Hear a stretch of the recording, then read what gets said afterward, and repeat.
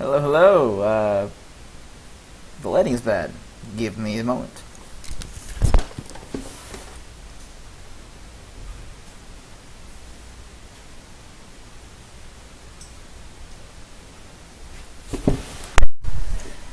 Hello, hello, hello, and welcome to round 2 of the Hearthstone Mirror Match Challenge. I'm Brian, and I'm getting increasingly drunk, so this is going to be a lot of fun. But we've got Matt Beal here, and we're going to play another round. Let's see, first deck. I want to play the decks that I haven't tried yet. We're going to open Rogue.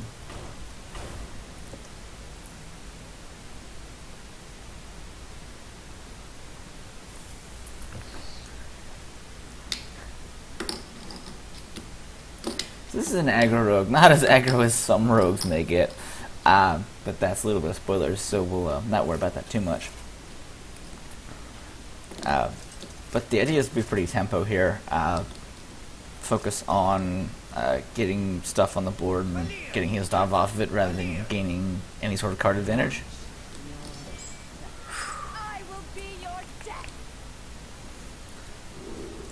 SX7 with the coin is absolutely fantastic. We're going to mulligan sprint. I believe the deck has 2 of them. So it doesn't...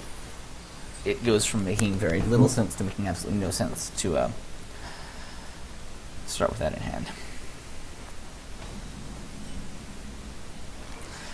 Coin Defiance might be better than Coin SI7.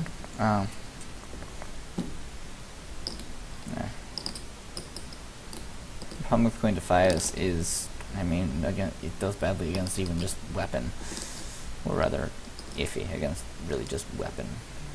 And then Defiance will be useful with Deadly Poison later. So we're going to pass and look for Coin SI7 here.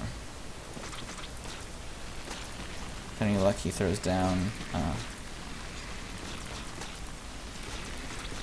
832, and there it is.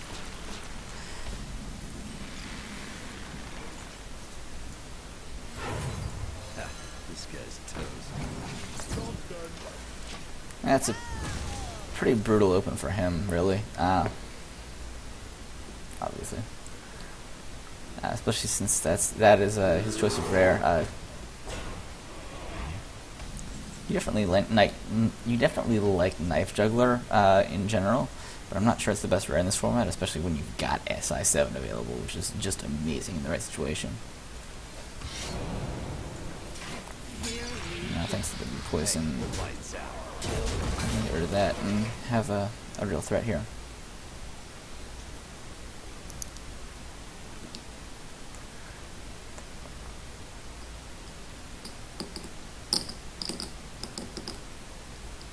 Turn 4 is going to be the most interesting turn for me. None of the cards really make sense for turn 4. Turn 5 has a lot more options with Phantom Knives Eviscerate, Phantom Knives Defiance. Here it would be something like Deadly Poison Defiance, which doesn't make a whole lot of sense unless I really, really want to do 5 damage, which I might at this point. I'm actually going to do it.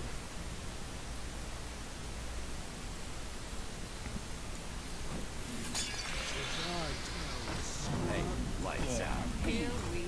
Hey, lights out.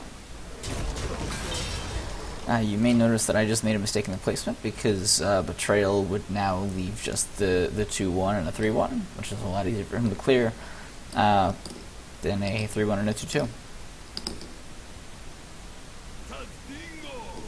Fortunately, that's what he's got. Okay.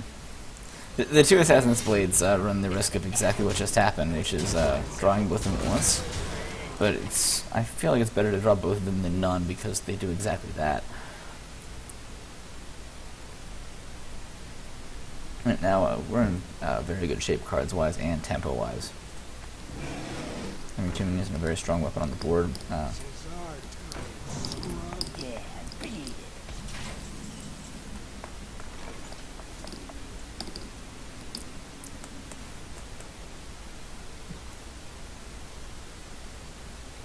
Now we're going to start aggressive. Knives. Ooh. gives me the ability to just clear that instead of sapping it. I don't think it will. That's an absolute sick draw too. Here we go. Hey, lights out.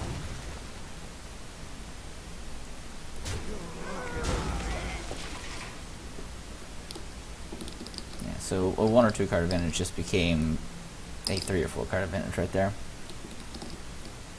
And my board presence hasn't really changed very much. I lost a total of 2 health on the board.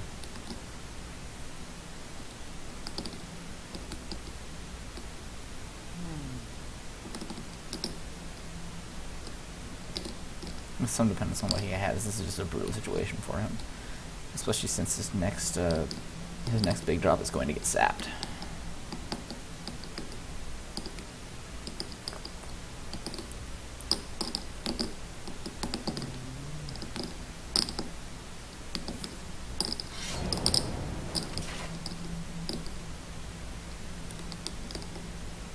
You know, a lot of this game is really just the fact that I drew an absolutely redonkulous hand.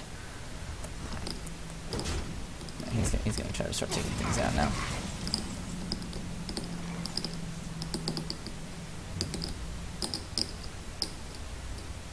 Five and 8 is not enough. No. So I can't kill him yet.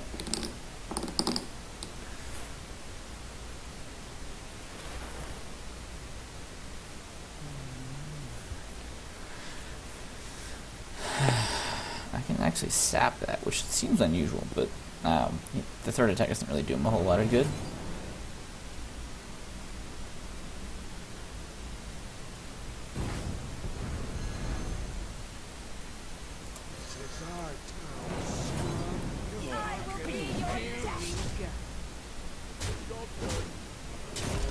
Yeah, this puts him on the edge of lethal with nothing on the board. So he loses the possibility of playing things like Tinker Sharps Royal.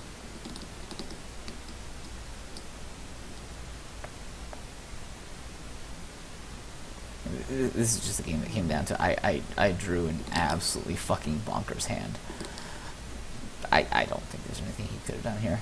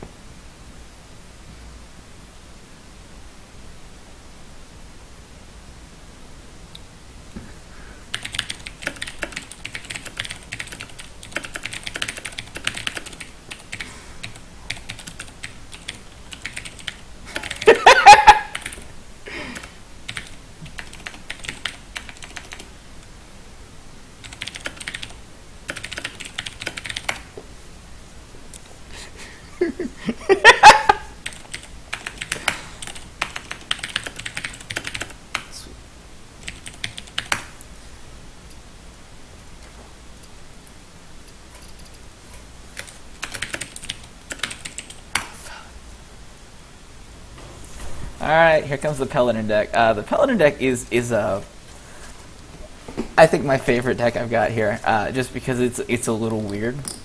The entire idea of the deck is to get my own minions pinged,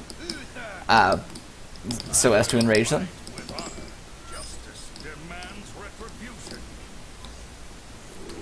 I've got the ooze. I don't love that because I don't want to 2-drop it. I'm gonna hang on to it just because you can't give up tempo like that. And depending on what he plays and what I draw, we may or may not 2-drop that.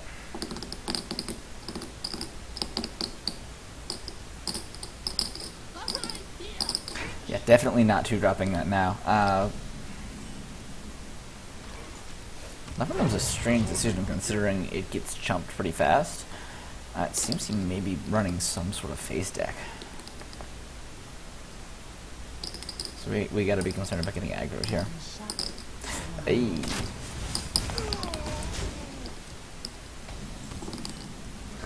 I mean, we don't love Worgen here as much as we would have, since it gets killed, but, I mean, 2 for 1 is never a bad start.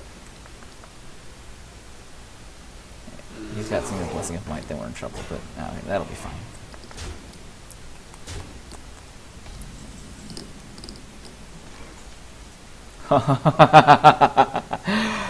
So this is an absolutely sickening top deck. The 7/7 Raging Worgen is just a massive, massive threat. It kills the Grizzly, deals 8, and is still left with 4 health, which is more than he has on board. So he'd have to True Silver it and take another 4, or he'd have to do something else, and run more minions into it.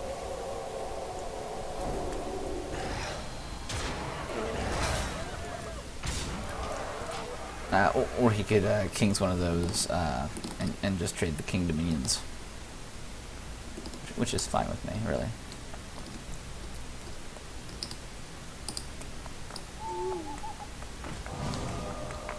Okay, that turns it back into a 3/3, which is not the worst thing in the world, actually. It still takes actual effort to kill.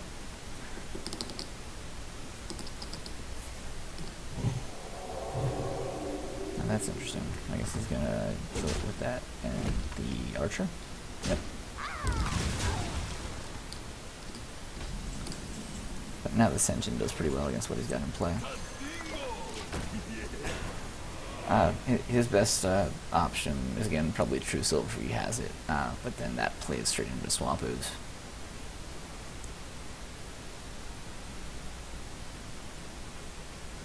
At this point, I'm definitely the control, he's definitely the beatdown. My job is just to avoid situations where he gets too much on the board for me to deal with.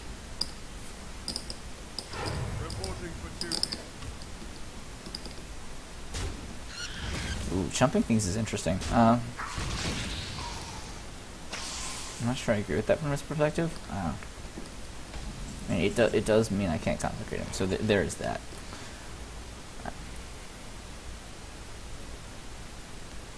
But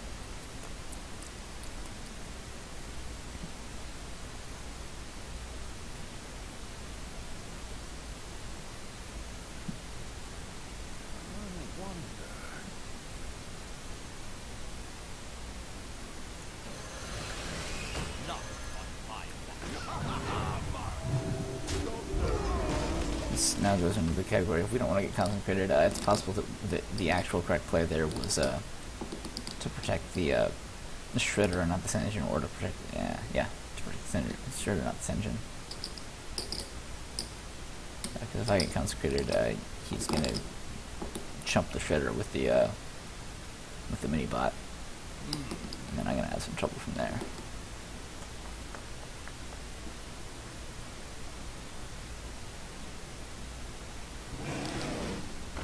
Fortunately for me, he's not holding Consecrate, same as me.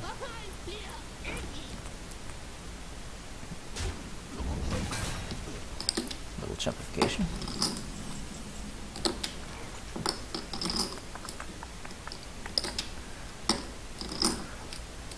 Now, Peacekeeper is an interesting card here. I don't think I want to use it yet, just because there are going to be bigger threats coming out, and I can do pretty well against what he's got. The first thing there was to deal with 3. There's the Consecrate that I really could have used.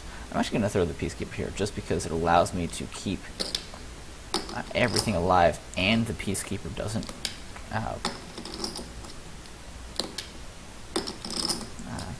die to what he's got on the board, so it very much improves my board presence. So it's going to follow the rules. That's going to die. Bot before he can do any shenanigans with it. Another thing to remind himself of is he could be holding secrets, one of which could be Redemption, which you don't want happening on Minibot. because then it comes back with Divine Shield, and it's basically a full mini-bot again.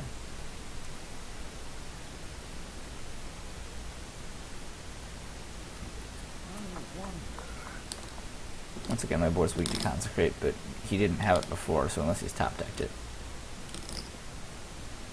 One thing he doesn't know is I have top-decked it. So if he puts himself in a position to get Consecrated, he will get Consecrated. I mean, he uses also protection against True Silvers, which I would guess he also doesn't have, but yeah. That's going to get Consecrated, for sure.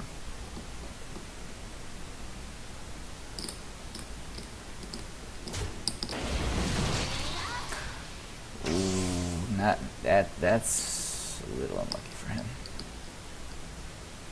That's probably the most damage I can get out of a 2-drop. I'm just gonna have to find something else to put him into play. That doesn't help him. That just gets extra Consecrated.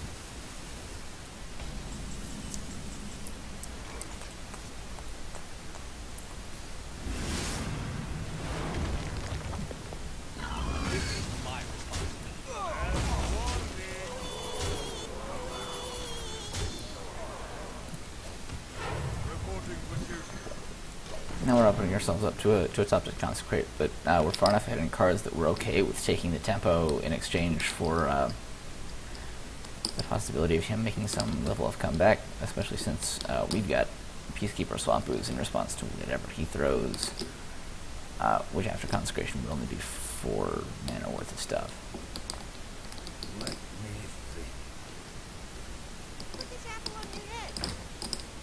Yeah, Knife Juggler's a good rare, but I don't think it's the best rare in any situation, so.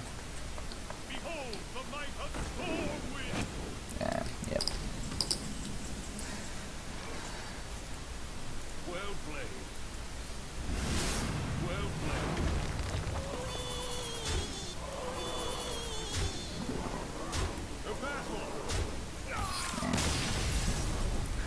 That's another matter of I drew my best cards and he really didn't. There's at least one point at which she could have consecrated me to absolute death.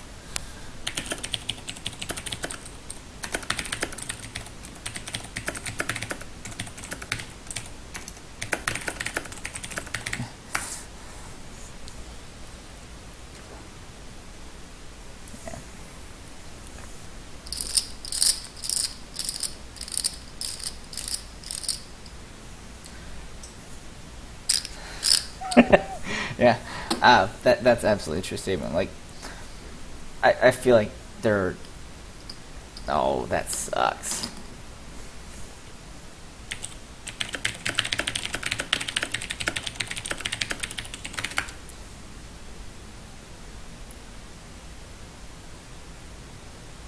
So in a Paladin mirror match, Consecrate is an absolutely critical card. I wouldn't mulligan it unless I'm holding absolutely no early drops.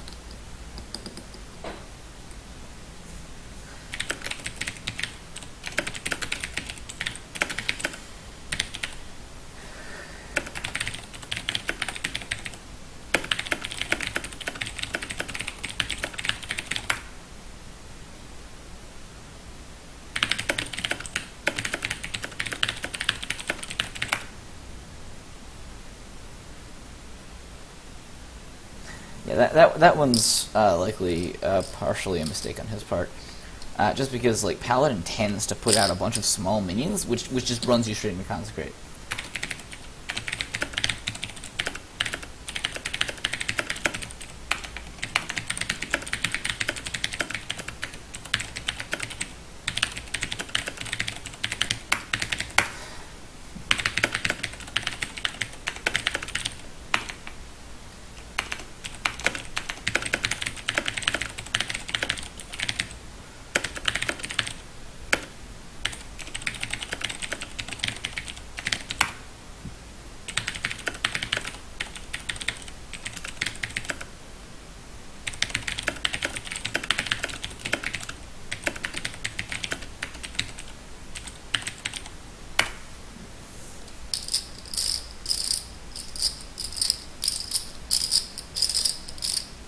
Yeah, this is one of the things about this format.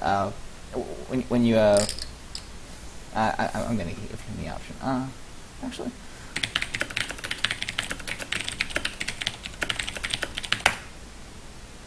I'm not going to give him the option. I haven't played Priest yet.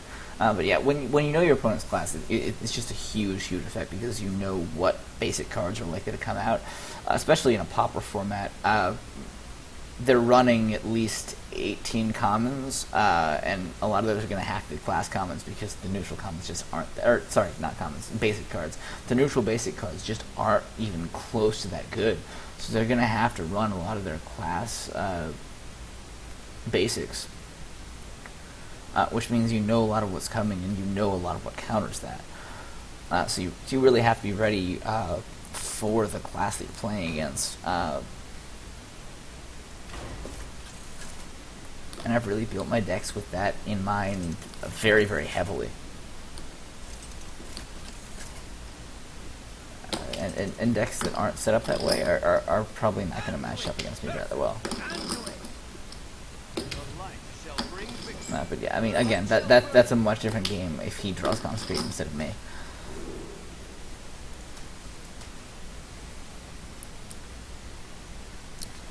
You got a lot of light spawn in this deck. I'm gonna keep the standard Mulligan strategy. Try to curve well, just because that's the way I play. This may be a mistake. We'll find out. Especially since Dark Cultist into light spawn is an absolutely sick combo. But we'll see what happens.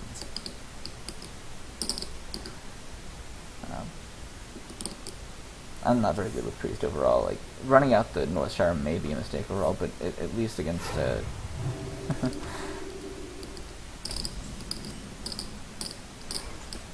mostly drops, so that's fine.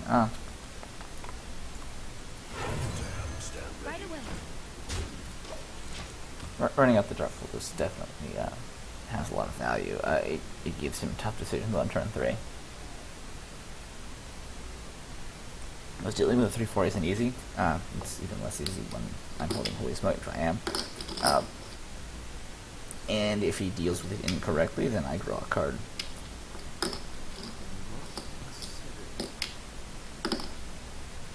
And keep my board presence.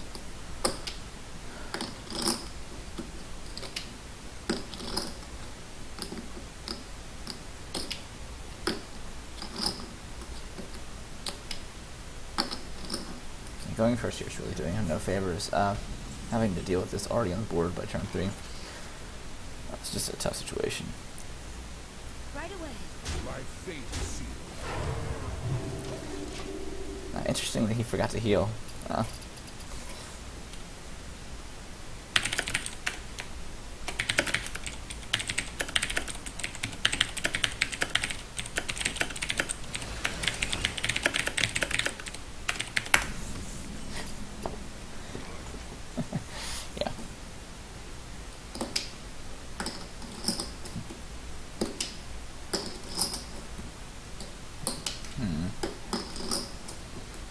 This is actually a very unfun card for me to deal with.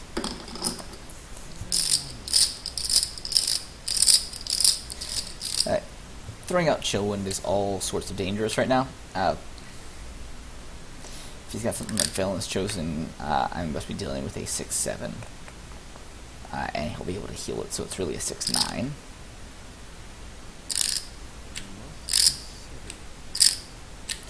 On the other hand, he'll just get Shadow or Death, so that's not the worst thing in the world. Right away. My fate is sealed.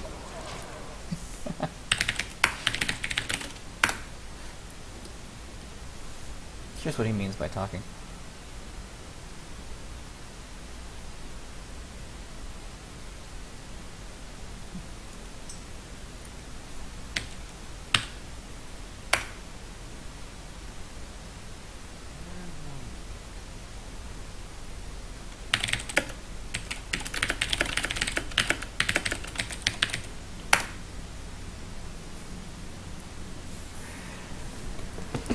It's just me and you, non-existent audience. Although, maybe we'll post this one. Maybe this will be the first. I don't know why I'd tell you that. Yeah, I don't know why I'd tell you that, since you'll already know this is the case. Okay, that's interesting. Not necessarily good, and yeah, that doesn't help him.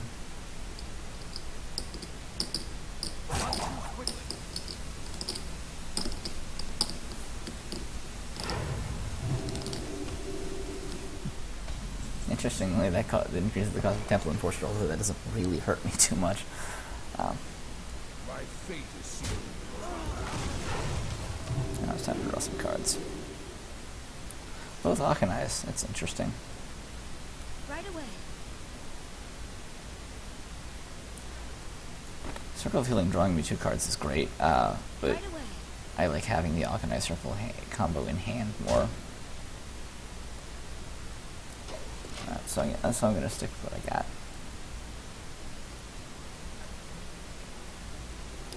Priestess is some extended exercise in suppressing my urge to take tempo all the time.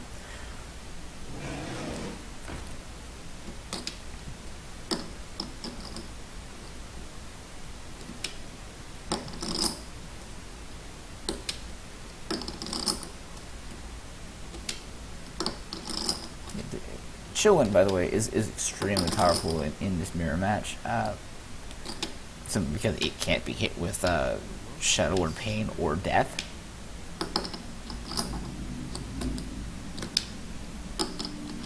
That said, I can handle that pretty well. Hitting it with the cultist and either Holy Smiting it or doing the Arcanine thing. Arcanine Circle obviously doesn't work with the board presence out there.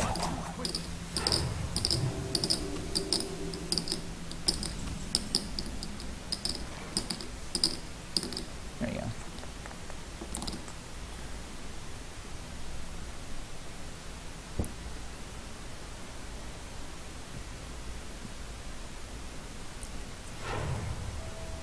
We're gonna start by drawing a card. If we're really lucky, it'll be something that can add health to the cultist, but no luck there. So we'll just say it's time for killing. My fate is sealed.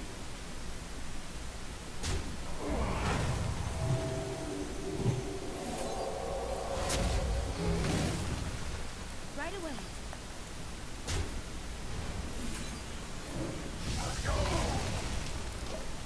Yeah, this cleric now has a lot of health. So putting it at 5 is actually an advantage simply because I can draw cards later just by healing it without having to do anything else with it. Also, that the last 2 draws have been, again, absolutely sick. Having 2 Shadow Word Pains means I can pain the relatively harmless Web Lord without really risking much of anything. It also means that with my entire set of removal in hand, it's going to be really tough for him to get much of anything on the board.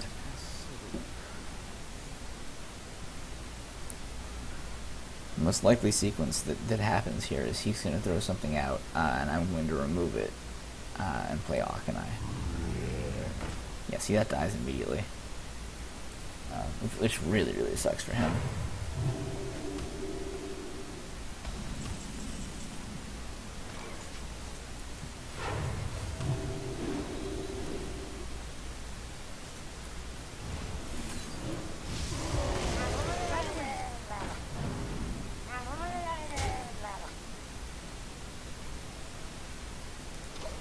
Very high on the list of I don't know why I did that is including a 2/1 that spawns a 1/1 in this deck. I guess Holy Smite doesn't work against it, but a lot of other stuff does. Yeah. This is just a rough go for him.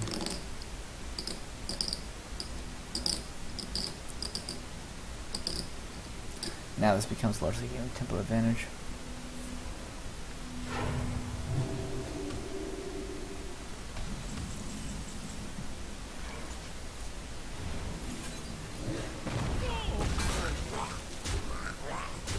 Right away.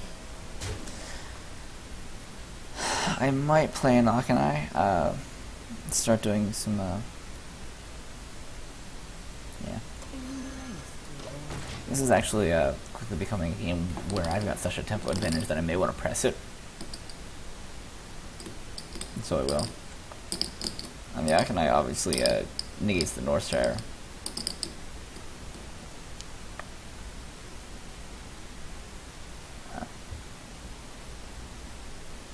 But it gives me a lot of removal ability.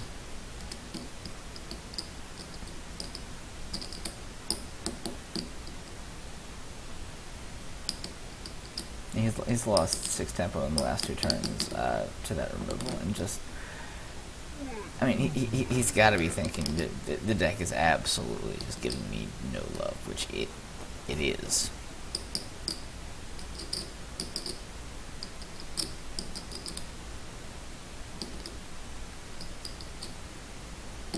This has been a tremendously rough match for him, through no fault of his own at all.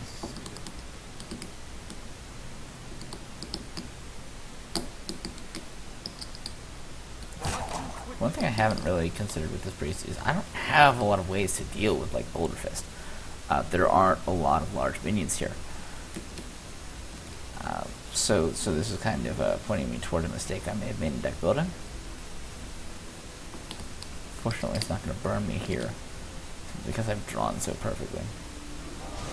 Yeah, that's absolutely a smart call. Well played.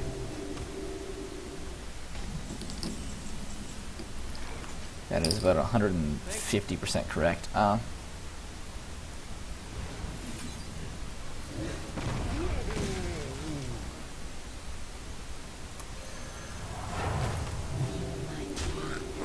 That said, he's still being put in a very, very bad position right now.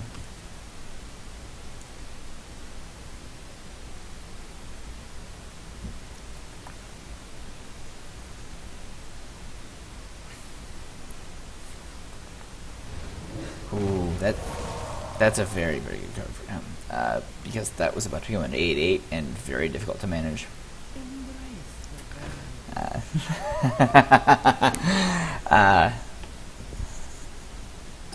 A duel of Akanai is interesting.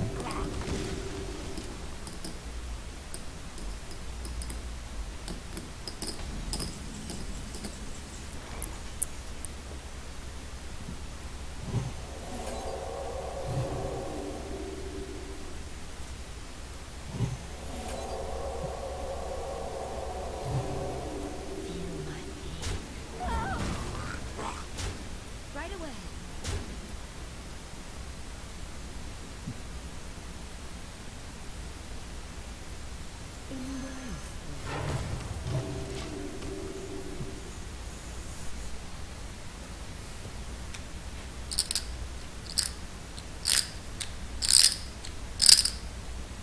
Yeah. Oh, okay. I was almost expecting mind control, but the other Shadow Word Death is definitely effective there. And now if there's a big drop, I might have a little bit of trouble with it.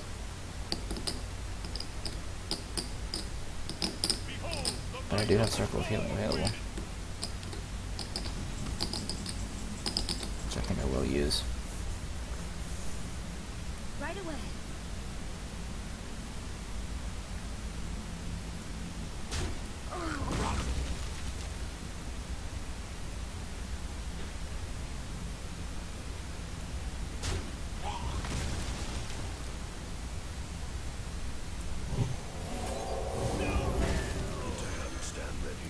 Well played.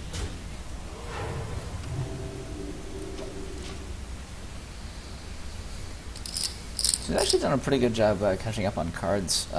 His biggest problem is going to be he's running out of health.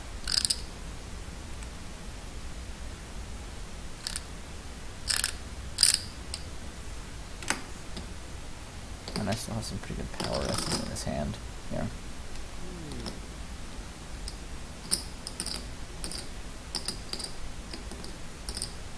He has to heal himself if he can. He doesn't want to just die. That makes sense. Is someone injured?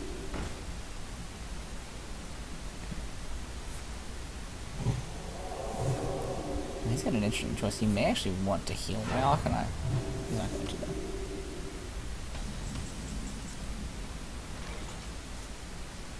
So I can deal him 7 right now, which isn't enough.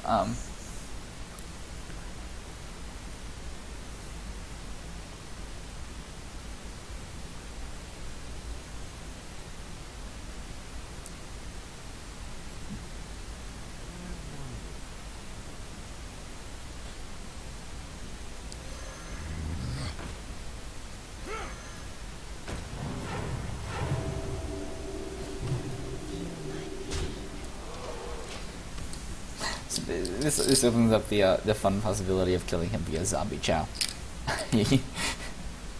It's one of those kills that's just a lot of fun.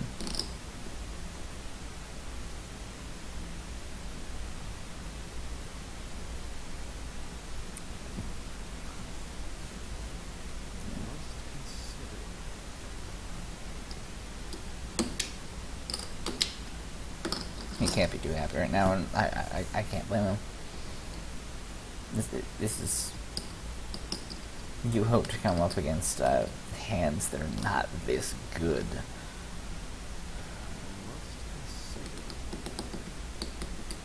We must cleanse the Sunwell. This is interesting. I assume that's more or less a resign.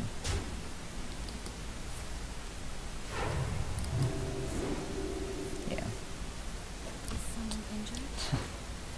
No, not so. Well played. Well played.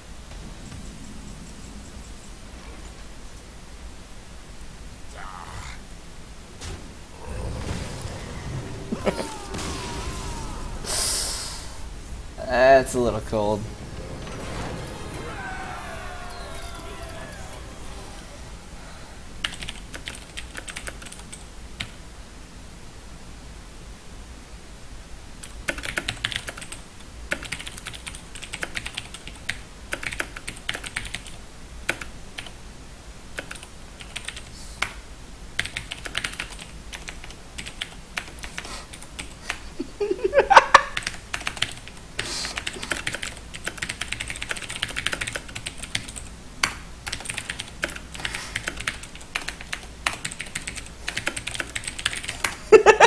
Yeah.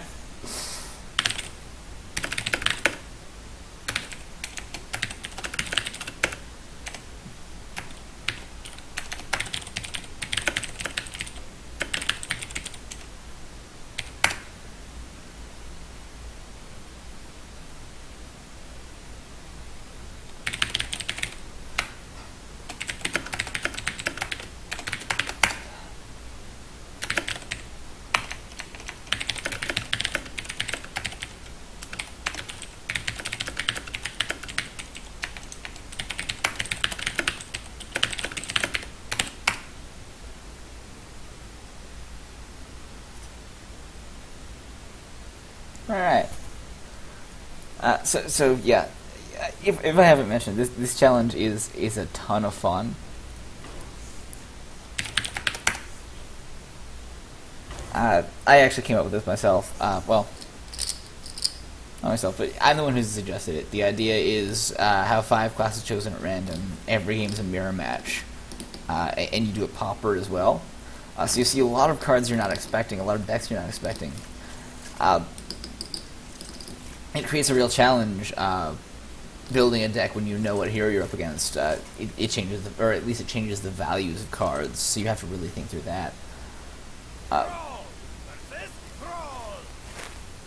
For Doomhammer, the elements will destroy you. I mean, and you just end up with really fun matches. You don't end up with, like, you know, oh god, this class absolutely destroys this class in general. You know, everything's a little bit fair because they're all mirrors.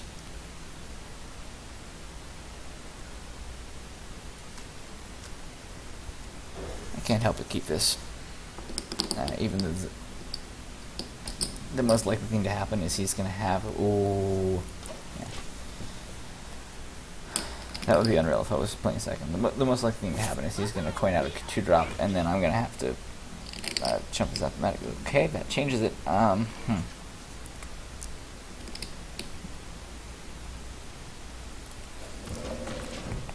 think the best play is just to stall a little bit until I get Feral Spirit next turn.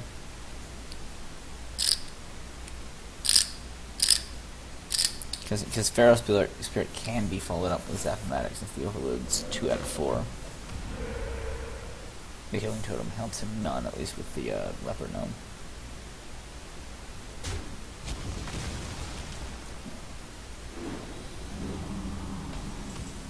Yeah, I'd actually forgotten what I'd done for the rare in this deck. They're both Feral Spirit. Lightning Storm is definitely a possibility, especially since actually one of them might be Lightning Storm. Lightning Storm is very much a strong card against Shamans because it tends to throw out a lot of minions that get killed by Lightning Storm, both by virtue of the class cards it has available and the totems. But I mean, Feral Spirit also has that 2 damage effect, given that you have 2 attack taunts, and it has a little more versatility as well. Yeah, the Lightning Bolt is definitely a very good play here. I may not have included them in my deck, which absolutely would not be smart. I think Crackle is my replacement for it, which may not be worth the extra. Oh, he's got Crackle too. Okay, well, that takes care of that.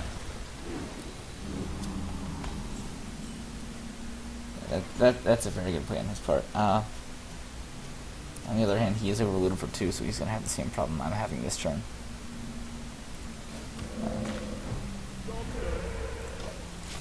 That's a lucky totem roll. I was going 1-4 before, and I was going 1-4 this time. I hit it this time. So he was, yeah, to never run into one of those, he was 3-4 doubled. Or squared, rather. So he was 9-16. Yeah, I was almost 50-50 to pick up one of them.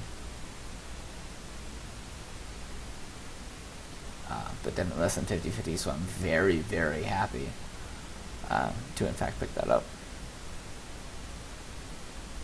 Now he's got a tough situation.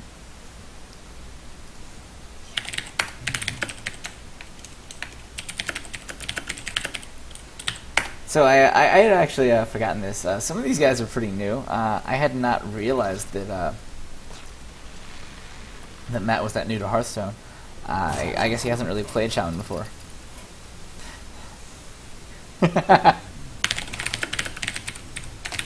So that definitely changes things. I'm guessing he had a pretty good 4-drop lined up. So he's not gonna have things to consider. I mean, he's 1-3 to pick up the totem he needs, and he got it. Fortunately for me, I do in fact have the counter to that, which is Rock Biter.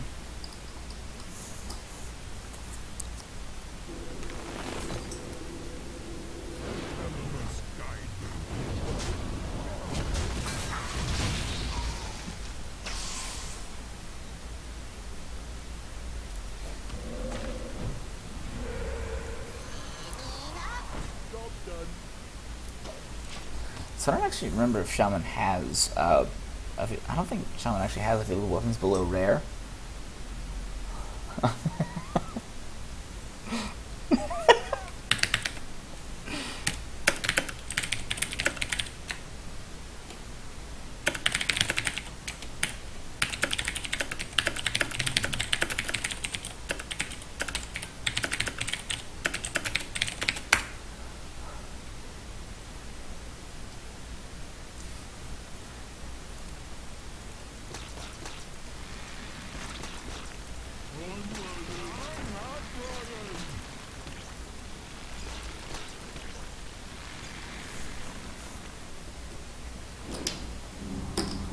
It's definitely gonna get crackled. Or I can go Wolfrider Flame Tongue, which is super powerful actually. So yeah, Wolfrider Flame Tongue kills that without any RNG. Oh wait, we already have the spell power totem, so this automatically kills that.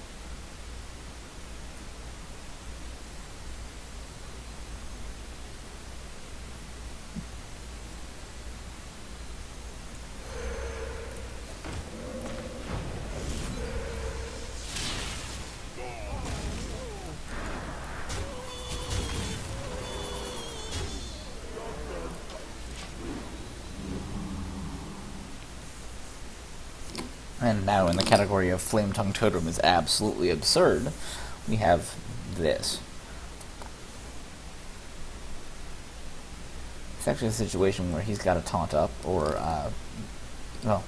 taunt up or Fire Elemental. Or he could just lose.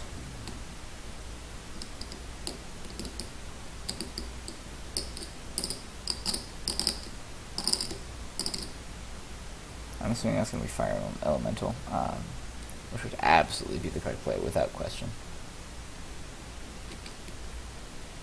Even if that's Hex, he's going to have to consider it.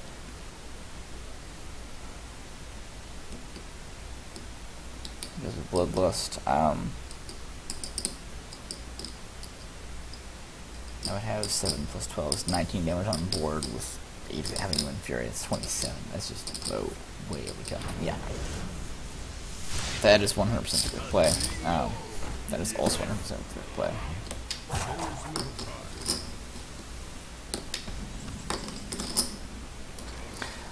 Oh, that's just rough.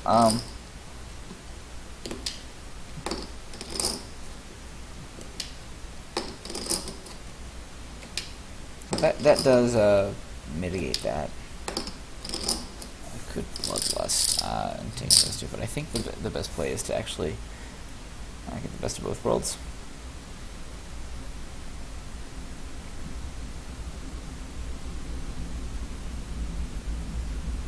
Just say.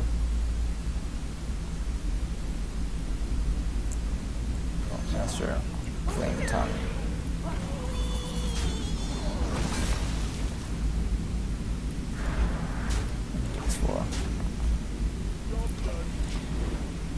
He's still a long way behind, but he's still alive.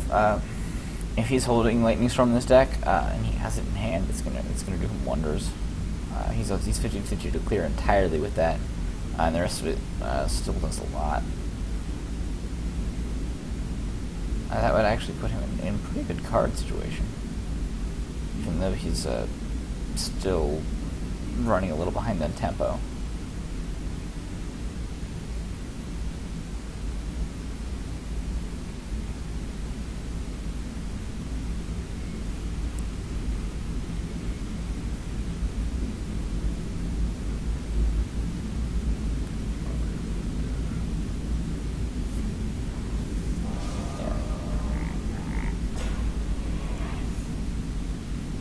That unfortunately for him, that's a desperation move. What I can do, and I think that's actually lethal.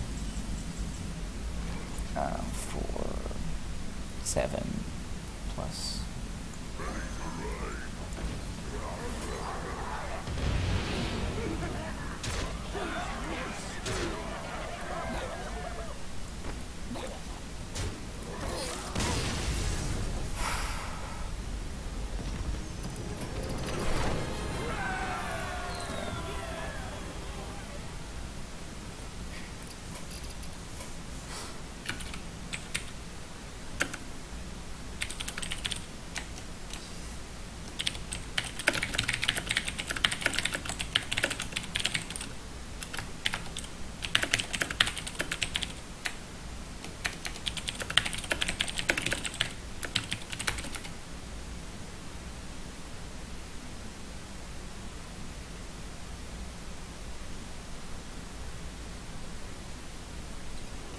Yeah, I think he's done.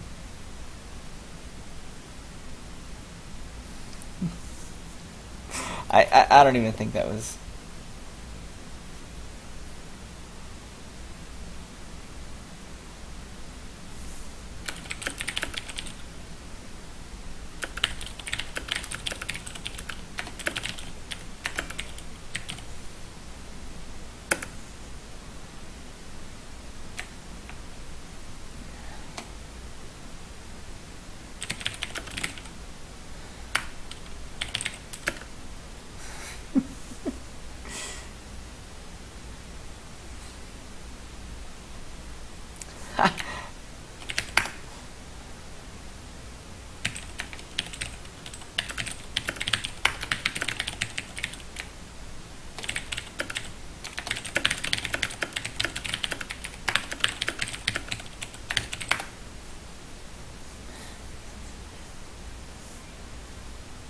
That's rough. I feel a little bad, but I think he can take it.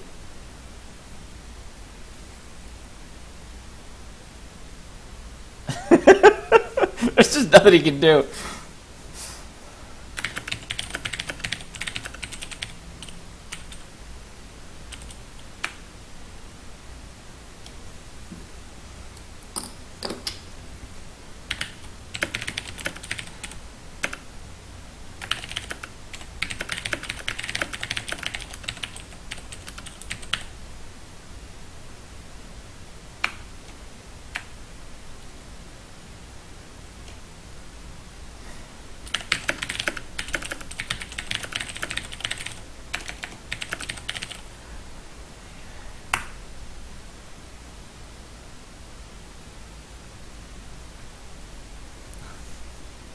That was just, I don't even know what to do.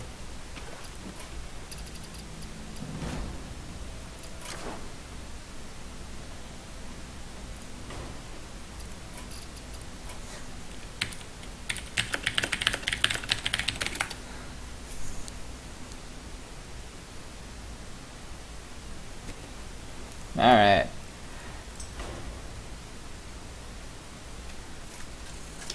Yeah. Matt has earned a huge amount of respect right now. Because he hasn't played badly, and I haven't played exceptionally well. He's just been massively outdrawn for pretty much 4 games in a row. And he's being a fantastic sport about it. So, if you do get around to watching this, Matt, thanks a lot for this match. It's been an absolute pleasure, and I really appreciate you sticking with it. You've gained a lot of respect for handling it this way, because like you didn't deserve to lose 4 matches like that, or 4 games like that. Your decks are better than that. Your skill is better than that. It's just sometimes the draws go that crazy. I really wish I could draw like this in Arena. Because I'd be doing a lot better than the 6 and 3 runs I'm getting these days. This one's to you, man.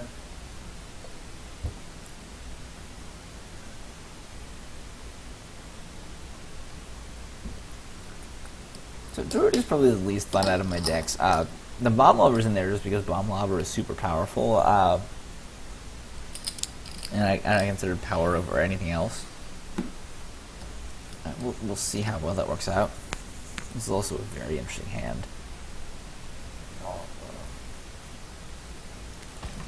Claw's great early removal, but I mean, there's no early presence. So I kind of like playing a weird control-ish thing to start.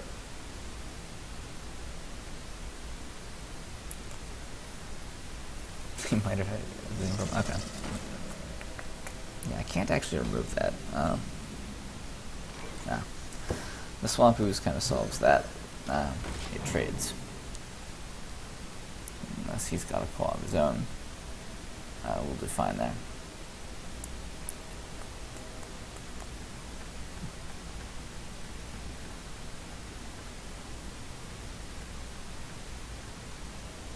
Monk of the Wild also does decent for him, but not well enough, I think.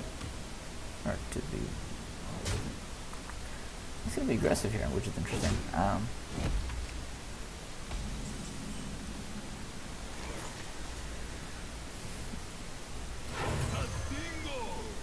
Not sure I agree with that, specifically because I can play something like Senjin and make his life difficult.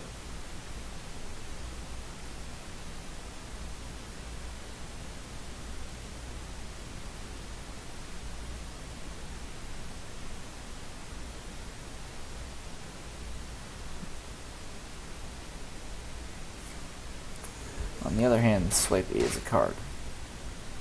A natural mistake. Mm-hmm.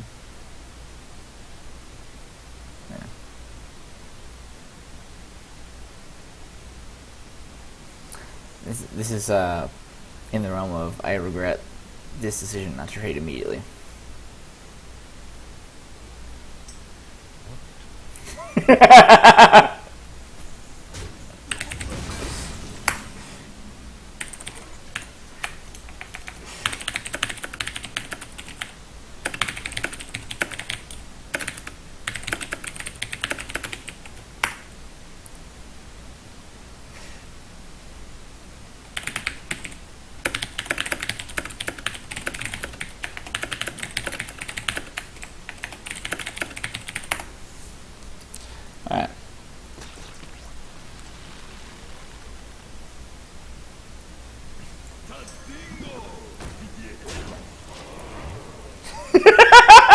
I don't think he's looking forward to that.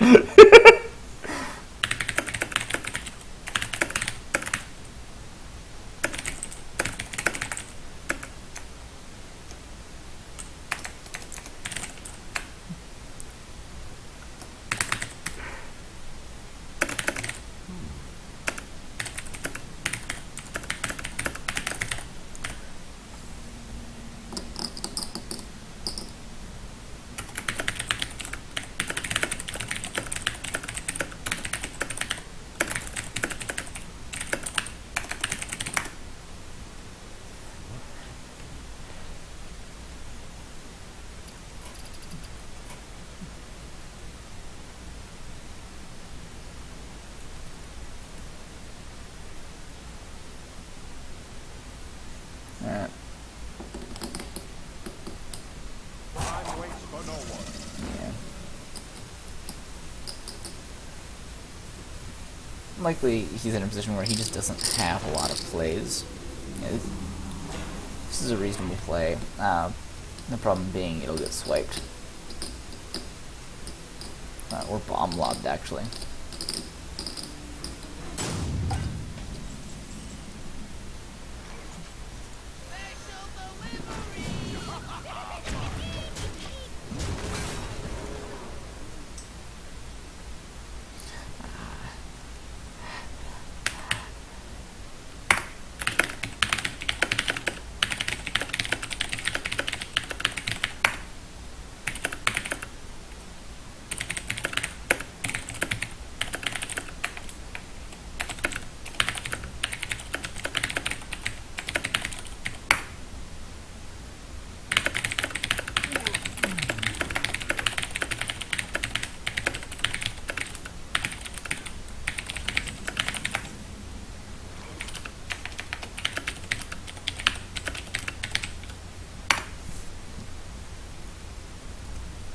Now it gets swiped.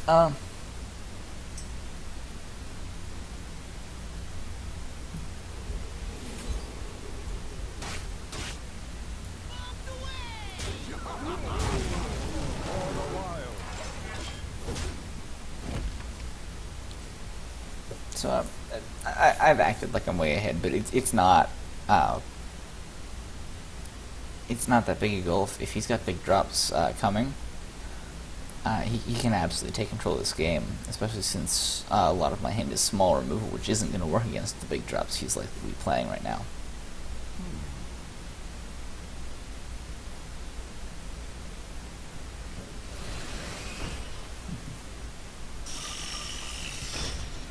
Yeah.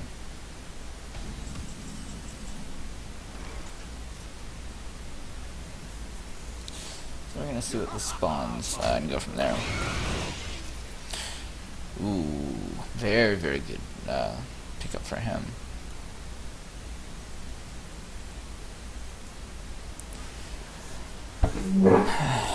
So I could knock it a lot of sense. Actually, yeah, Mark of the Wild Claw allows me to keep my whole board.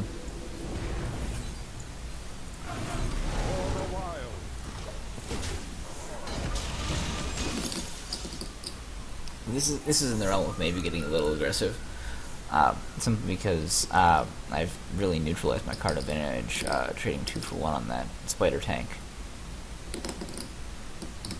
Well played.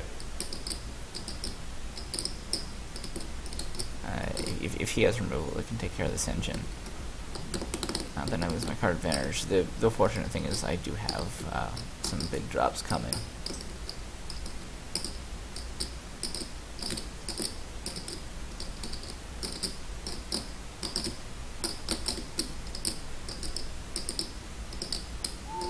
Yeah, that's smart. The unfortunate thing for him is it's still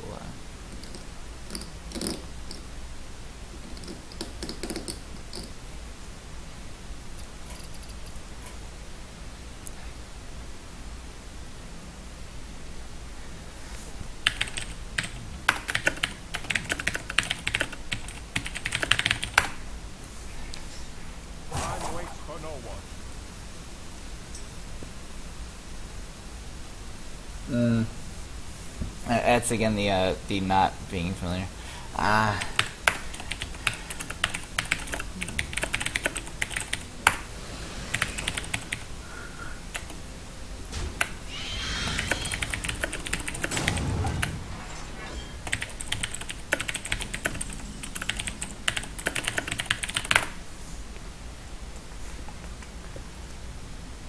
Now it's definitely the force tank. Or not the force tank, the iron burp.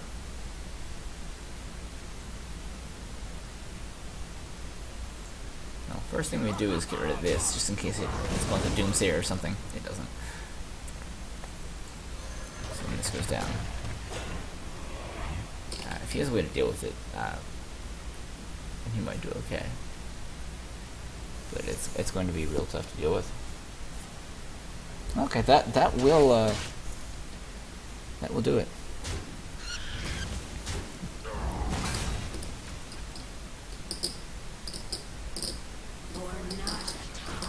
It's not in great shape, but that actually gives him the tempo edge. Oh, that takes it away.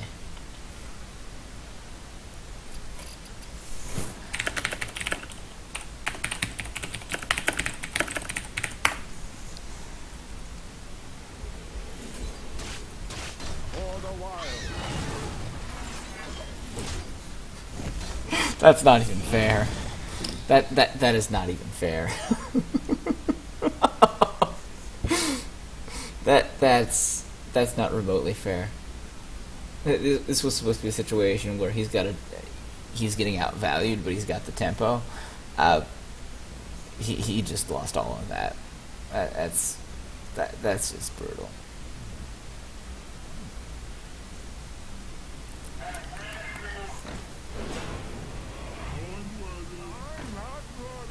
Yeah.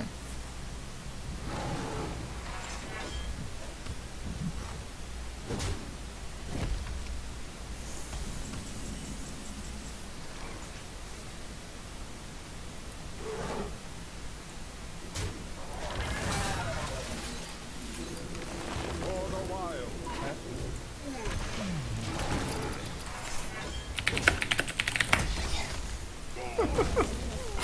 Like that's just I don't even know what to do about those two top decks.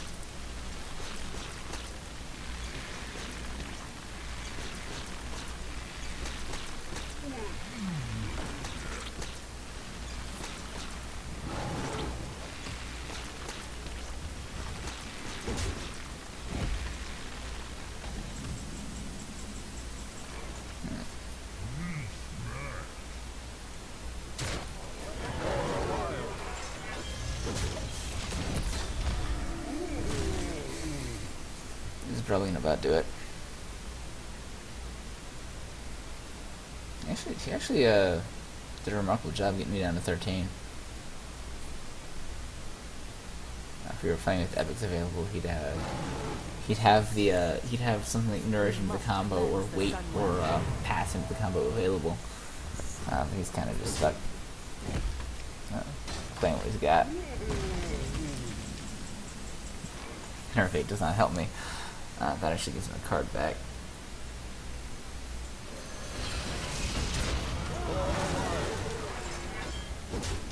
I don't even want to give him a chance to kill the Shredder and possibly pick up something like a Doomsayer that would turn the hell out of this game.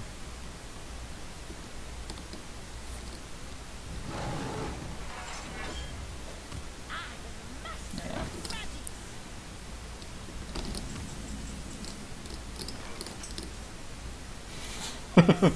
Alas, it is.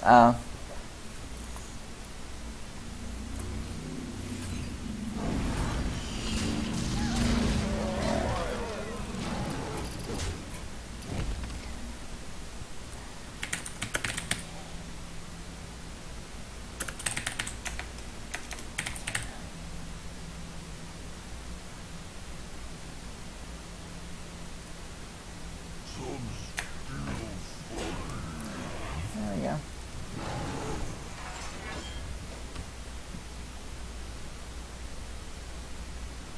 over. It ain't. But getting closer.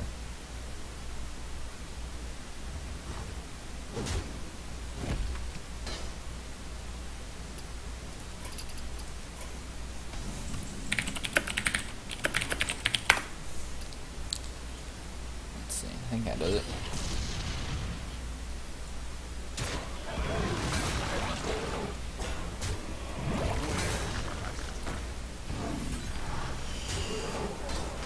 For the wild.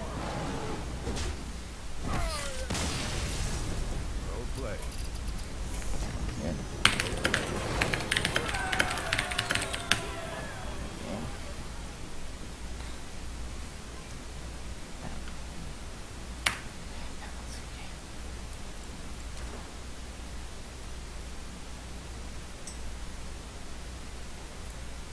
Yeah, great games, Matt. I really enjoyed that. I had a lot of fun. You seem to have built pretty good decks, and your quality of play is pretty solid. It's just sometimes you can't compete with the draws, and this is one of those cases. So, great match. I look forward to posting this, and I look forward to playing you again in this tournament. Thanks a lot to those of you who watch. Till next time.